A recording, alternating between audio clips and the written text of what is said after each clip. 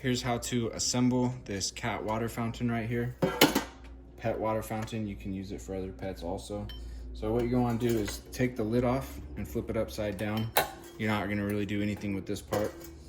Let's assemble this filter right here. So you'll take one of these blue filters, stick it inside of this cartridge right here. You can close that up.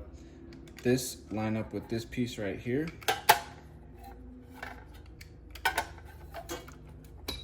And then take this little piece, push it through the top of the lid right here, and then make sure you just snap it to this other cartridge on the bottom, and that just snaps into place.